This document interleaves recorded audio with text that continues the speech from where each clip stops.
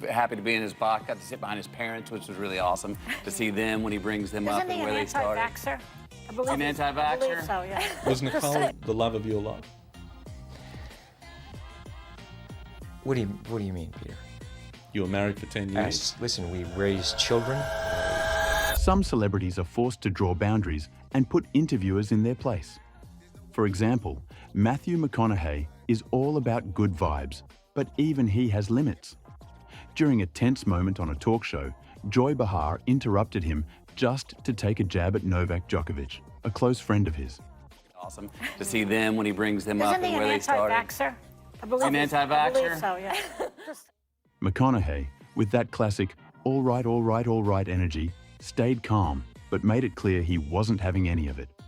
He talked about how awesome it was sitting behind Novak's parents. Joy wasn't done though. She brought up politics and tried to corner him about being anti-gun in Texas. McConaughey didn't snap, but you could see in his eyes that he was done playing games.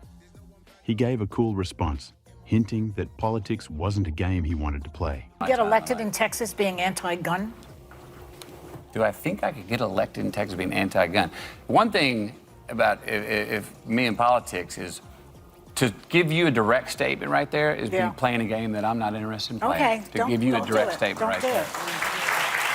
The whole vibe shifted, and you could almost hear the soundtrack change to something intense. And that's how you handle a tough crowd, folks. Stay tuned for more celebrity smackdowns. Lindsay Lohan showed up to promote her new movie, but things went south fast. David Letterman, instead of sticking to the script, went all in on her personal struggles. Right off the bat, he asked if she was heading to rehab. And how will this time be different? What are they rehabbing, first of all? What is on their list? What are they going to work on when you walk through the door? Lindsay, clearly uncomfortable, tried to laugh it off. But David kept hammering her with questions about how many times she'd been to rehab and how this time would be different. Lindsay did her best to steer the conversation back to her movie. She kept things light, but you could tell she was struggling. You'll be there, right? Who's taking you to rehab? You don't want to talk about that either, right?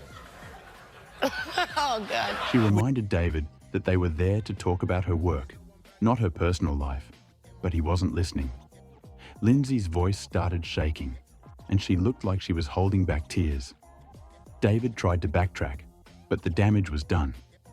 She kept her cool, though, showing real strength. It was like watching a hero take hit after hit, but refusing to go down. Good for you. Yeah, it will. Yeah. Have you been to this place? No, it's not like a joking matter. No. In the end, Lindsay stood her ground, proving she's tougher than people give her credit for. Christina also doesn't like negative personal questions at all. Christina Hendricks, known for her role in Mad Men, has had to deal with some awkward questions. One time, during an interview, a host decided to focus on her body instead of her career. She called her an inspiration for full-figured women and asked for her most inspiring story. Christina's face said it all. This was about to go downhill fast. She tried to answer, but the host wouldn't let up. As a full-figured woman, what is the most inspiring story that you can remember where you've inspired someone? I don't know.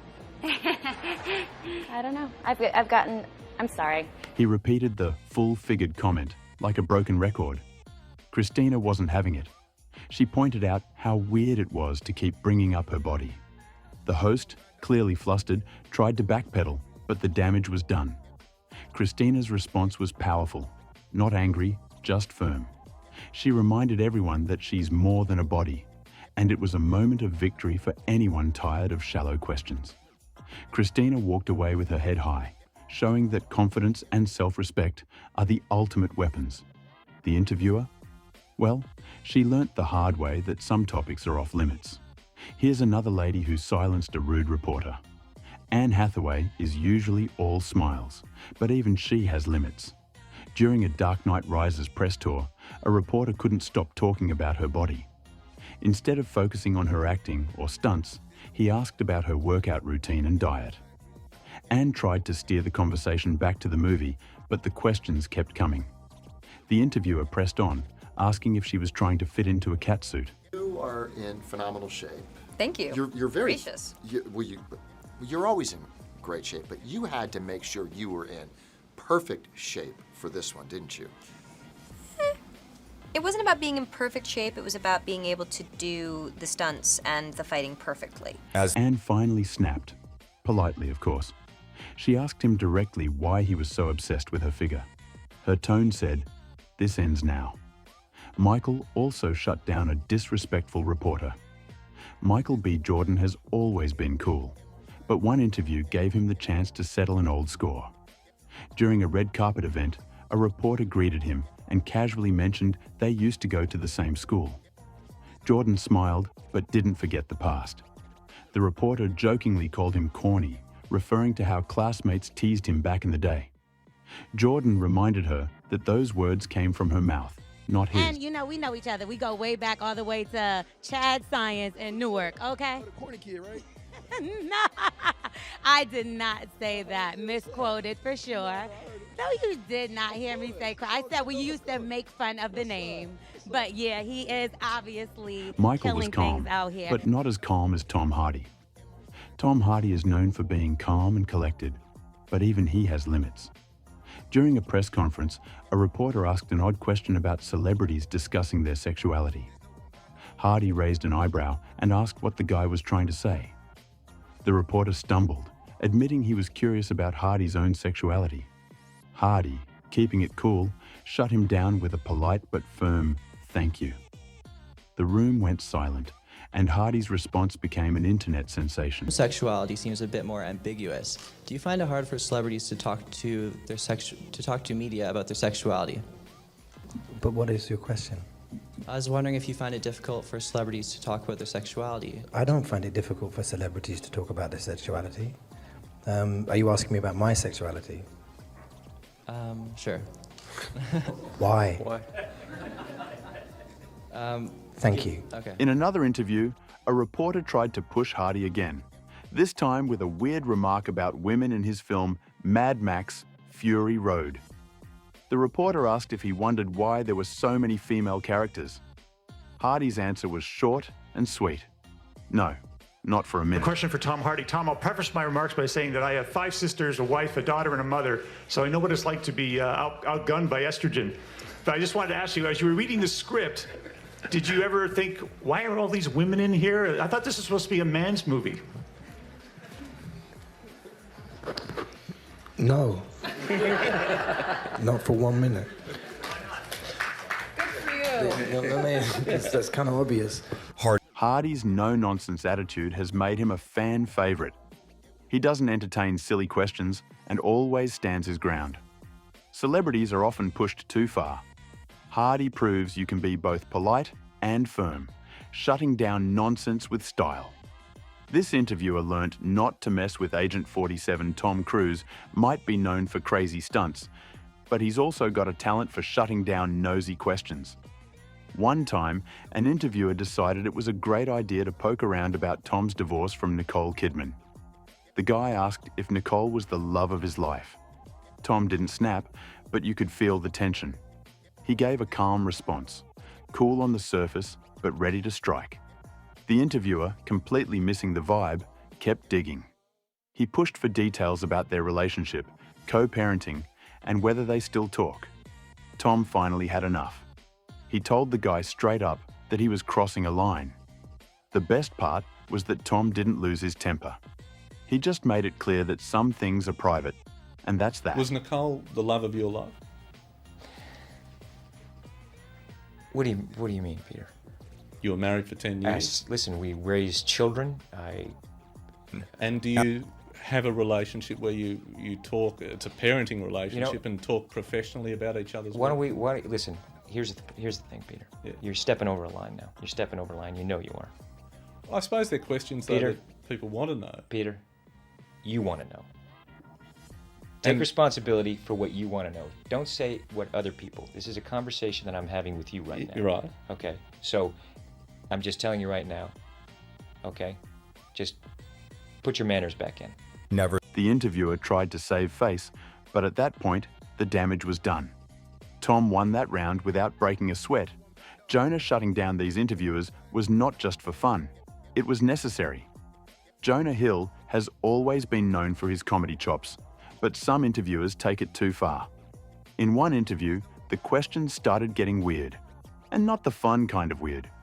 The interviewer asked if being unattractive was necessary to be funny. Jonah, clearly caught off guard, kept his cool, but you could tell he was thinking, seriously? This is the best you've got? The interviewer didn't stop there, going on about Jonah's weight and if people still saw him as the fat guy in Hollywood. Jonah hit back with a sarcastic question, asking if there were any smart questions coming. Jonah, do you think it's important to be unattractive to be funny? Can skinny people be funny? What the man? You know, I don't understand. Can you just ask a normal question? Are you the fat guy in Hollywood still, or is everybody like look at you and they're like, oh wow, you know, this is great, now you're healthy? Do you have any other questions that are smart?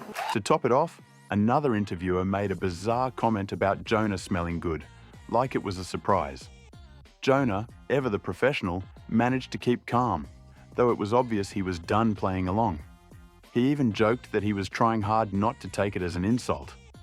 Jonah didn't lose his temper, but he definitely made his point.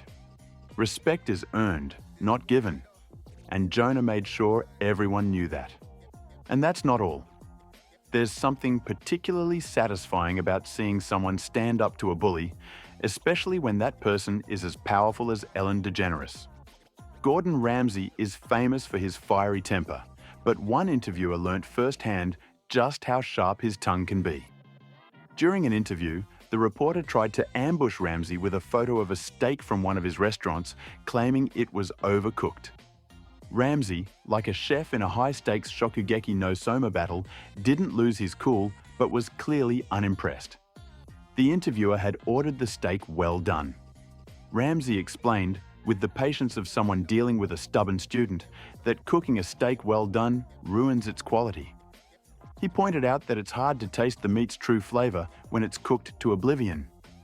The reporter, realising he had made a rookie mistake, awkwardly tried to save face, but Ramsay wasn't letting it slide. Ramsay even handed the picture back, joking about how silly the whole thing was. The steak? Well, it was probably delicious, just not well done.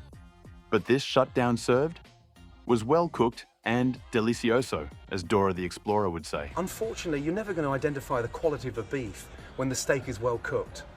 So, I'm really sorry to piss on your bonfire, but it's a bit of a stupid question. Thank you. Can I give you a paper back?